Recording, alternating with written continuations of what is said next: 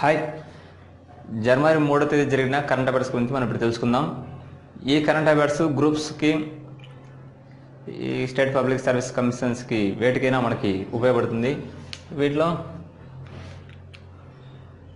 First వచ్చేసి word of the year 2018 గాను word of the year award వచ్చేసి toxic అనే పదానికి వచ్చింది. ఈ టాక్సిక్ అనే పదాన్ని వచ్చిందని చెప్పింది ఆక్స్ఫర్డ్ సంస్థ. ఆక్స్ఫర్డ్ సంస్థ 2018వ సంవత్సరానికి గాను వర్డ్ ఆఫ్ ది ఇయర్ అవార్డును ఈ పదానికి ఇచ్చింది ఆక్స్ఫర్డ్ సంస్థ. ఓకే, ఆ పదం పేరు టాక్సిక్,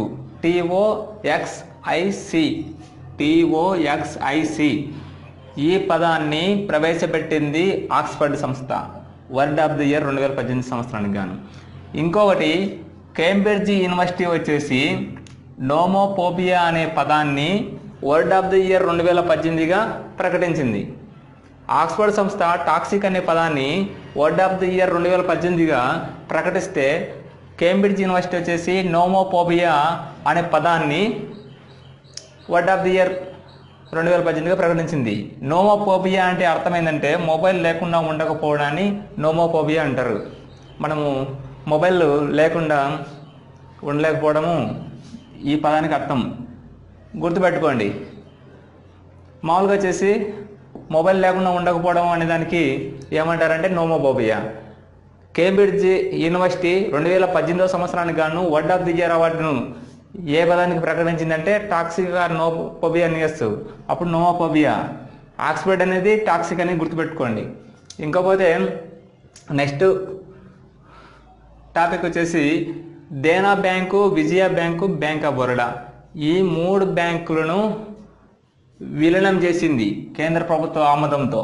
కేంద్ర ప్రభుత్వం ఈ 3 బ్యాంకుల విలీనానికి ఆమోదం తెలిపింది.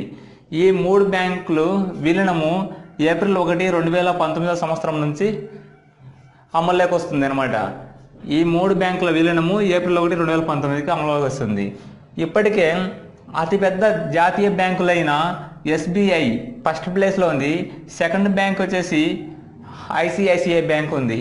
ఇప్పుడు మూడోది వచ్చేసి థర్డ్ వన్ ఈ విలీన బ్యాంకులదే అతిపెద్ద బ్యాంకుల జాతీయ బ్యాంక్ ఉండిపోతుంది. ఈ 3 బ్యాంకులు కలిసి ఒక జాతీయ బ్యాంక్ ఏర్పడినాయి కదా, ఈ 3 బ్యాంకుల విలీనానికి సంబంధించిన జాతీయ బ్యాంకే ఇప్పుడు 3వ ప్లేస్లో ఉండబోతుంది.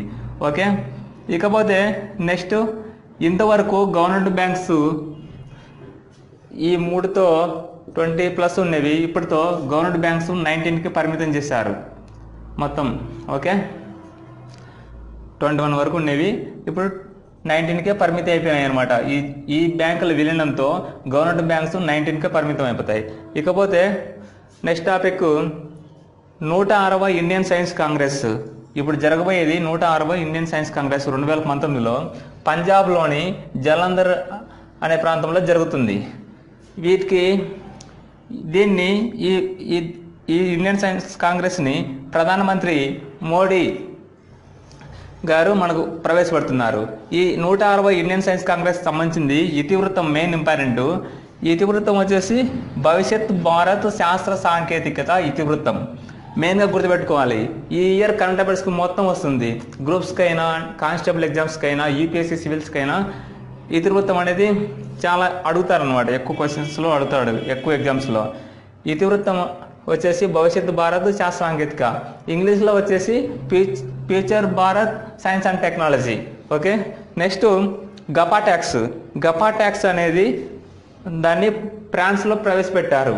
ఈ గపా ట్యాక్స్ అనేది దేనికంటే ఈ-కామర్స్ కంపెనీస్ కానీ కొన్ని companies like as Google, Apple, Amazon and Facebook లాంటి సంస్థలకి ట్యాక్స్ను విధించే ఉద్దేశంతో ఫ్రాన్స్ గపా ట్యాక్స్ను ప్రవేశపెట్టింది.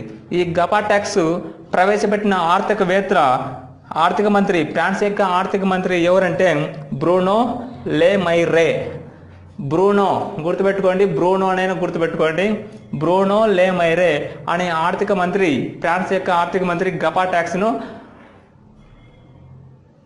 ప్రవేశపెట్టారు. ఈ గపా ట్యాక్స్ దేనికి సంబంధించిందంటే Google, Apple, Amazon and Facebook లాంటి కంపెనీస్కి ట్యాక్స్ను విధించడానికి ఈ గపా ట్యాక్స్ను ప్రవేశపెట్టారు. ఈ టాపిక్స్ ఈ జనవరి 3వ తేదీ యొక్క కరెంట్ అఫైర్స్ ఈ మెయిన్ టాపిక్స్ ఏ ఎగ్జామ్స్కైనా కంపల్సరీ వస్తాయి. Thank you.